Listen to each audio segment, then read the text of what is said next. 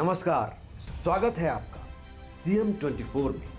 TV 24 का मध्य प्रदेश के मुख्यमंत्री डॉक्टर मोहन यादव की गतिविधियों का एक जीवंत और अनोखा बुलेटिन। हर 24 घंटे की धड़कन सीधे आपके घर तक। यहाँ हम देखते हैं उनके विजन, विकसित मध्य प्रदेश, मिशन टेक्नोलॉजी से समृद्ध राज्य और उन योजनाओं का सफर जो करोड़ों जिंदगियों में नई उम्मीदें जगा रही है।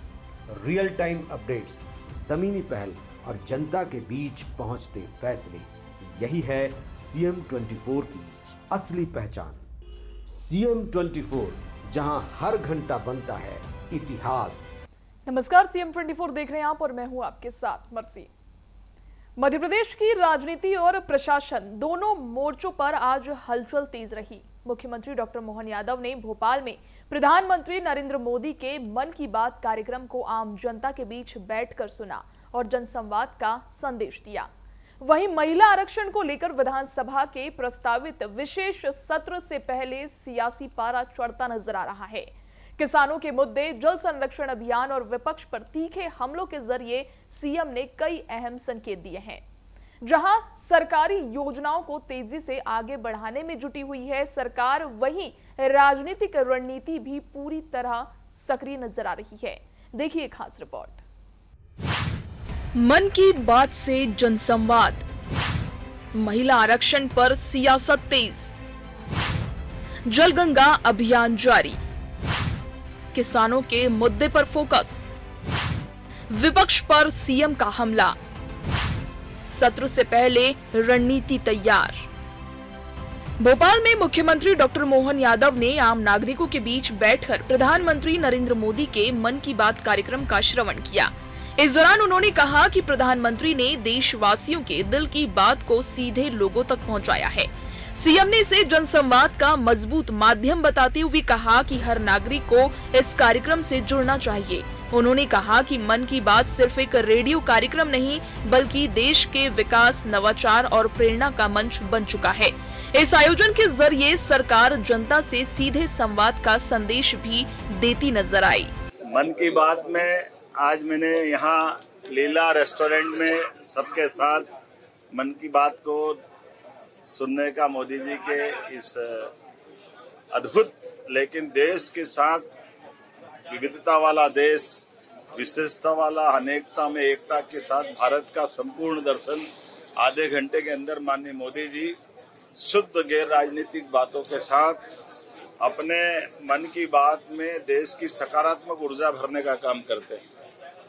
हमने सबने देखा कि वो नॉर्थ ईस्ट के कई राज्यों से लगाकर उत्तर भारत में, उत्तर प्रदेश में हाथियों से जुड़े हाथी मित्र तक की बात करते हैं। हमें अच्छा लगता है कि एक तरफ वो पर्यावरण के साथ बात करते, एक तरफ हमारे अपने नवाचार के साथ वैज्ञानिकों के आधार पर भी वो हमको दृष्टि देते हैं। मैं मान के चलता हूँ कि मोदी जी का ये मन की बात का कार्यक्रम कई कारणों से हम सबको देखना चाहिए और लगातार मोदी जी ने जब से वो प्रधानमंत्री बने नॉन स्टॉप इसको एक तरह से सबके मन की बात को मन में उतार दिया। मैं बधाई देना चाहूँगा। आज मैंने यहाँ कई सारे हमारे युवा मित्रों के साथ इसको देखा भी है।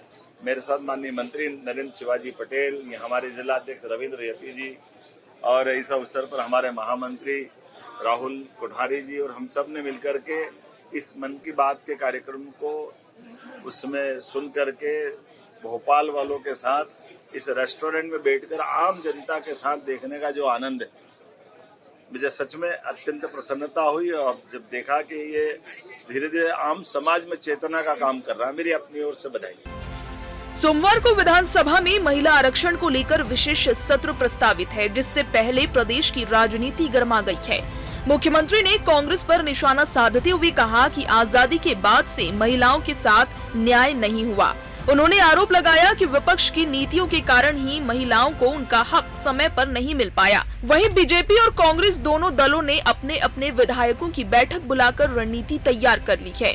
महिला आरक्षण का मुद्दा अब सियासी केंद्र बन गया है, जो आने वाले सत्र में जोरदार बहस और टकराव की संभावना को दर्शाता है।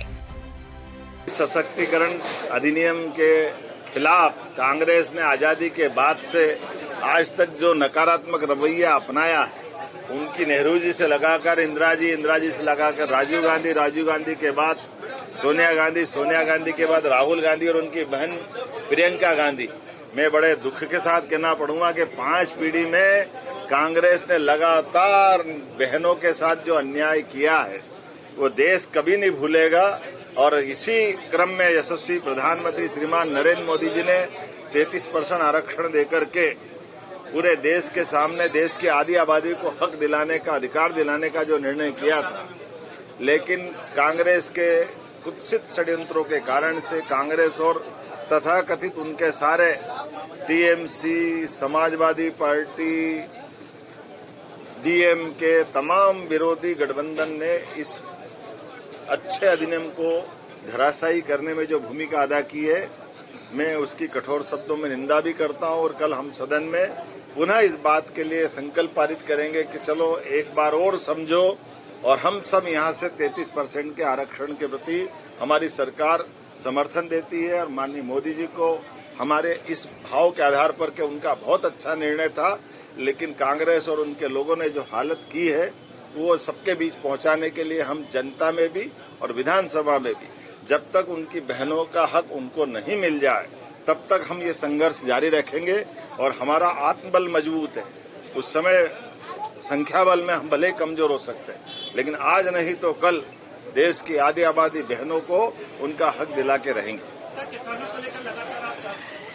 मध्य प्रदेश में जलगंगा संवर्धन अभियान पूरी रफ्तार के साथ चल रहा है। इस अभियान के तहत नदियों, तालाबों, कुओं और नहरों के संरक्षण और पुनर्जीवन पर जोर दिया जा रहा है। मुख्यमंत्री का दावा है कि प्रदेश में इस अभियान की स्थिति देश में सबसे बेहतर है। उन्होंने बताया कि ये अभियान 30 जून तक निरंतर चलेगा और इसमें जन भागीदारी भी बढ़ाई जा रही है। जल संकट से निपटने के लिए सरकार का ये प्रयास दीर्घकालिक समाधान की दिशा में महत्वपूर्ण कदम माना जा रहा है, जिससे आने वाले समय में जल संसाधनों को मजबूत किया जा सके। मुझे इस बात की प्रसन्नता है कि जलगंगा संरक्षण अभियान हमारे अपने राज्य में लगातार तीसरे साल भी ये जारी है और इसमें हमारे विविध नदी, पोखर, तालाब, नहर, कुआ, बावड़ी और अब तो वन क्षेत्र के अंदर भी और शहरी और ग्रामीण क्षेत्र में भी पीने के जल स्रोत पे भी हमने सबने आह्वान किया कि प्रत्येक स्थान पर जनभागीदारी, सहभागिता, शासन के प्रकल्पों के बलबूते पर 16 विभागों को मिलाकर के ये हमारी जल रचनाओं के साथ जो पर्यावरण के साथ तालमेल कराने का अभियान है, जो गुड़ी पड़वा से चालू होकर 30 जून तक चलेगा। इस पूरे अभियान की हमने समीक्षा भी की और मुझे संतोष है कि इसमें हमारे काफी सकारात्मक, देश भर में सबसे अच्छी स्थिति में हमें है। किसानों की समस्याओं को लेकर मुख्यमंत्री ने हाल ही में अधिकारियों के साथ विस्तृत समीक्षा बैठक की। सभी जिलों के कलेक्टरों को निर्देश दिए गए कि किसानों को किसी प्रकार की परेशानी ना हो। सीएम ने कहा कि समर्थन मूल्य केंद्रों पर बड़ी संख्या में किसान पहुंच रहे हैं और सरकार सिंचाई, बिजली और उपार्जन व्यवस्था को बेहतर बनाने में जुटी हुई है। साथ ही उन्होंने कांग्रेस पर हमला बोलते हुए कहा कि लंबे समय तक किसानों के साथ अन्याय हुआ है। उन्होंने दावा किया कि अब किसानों को बेहतर सुविधाएं और उचित मूल्य मिल रहा है। किसानों के लिए हमने आज कल बीते दिन भी दोबारा समीक्षा भी करते हुए पूरे प्रदेश के कलेक्टरों को, अधिकारियों को निर्देश जारी किए कि अगर दाना थोड़ा सा कटा है तो उसका भी मापदंड बढ़ाया जाए, थोड़ा सिकड़ा है तो सिकड़े हुए दाने को भी कुछ परसेंटेज के आधार पर कंसीडर किया जाए। उसी के साथ साथ जो लगभग अभी 1200 टन प्रतिदिन खरीदारी है उसको डबल कर दी जाए और अब हमारे सभी स्लॉट में सभी प्रकार के किसान भाइयों का, छोटे हो बड़े हो, किसी भी कोई भी श्रेणी के हो, सबको अपने खरीदी केंद्र पर जाकर के गेहूं बेचने की प्राथमिकता हमारे उपार्जन केंद्रों पे मिल रही है।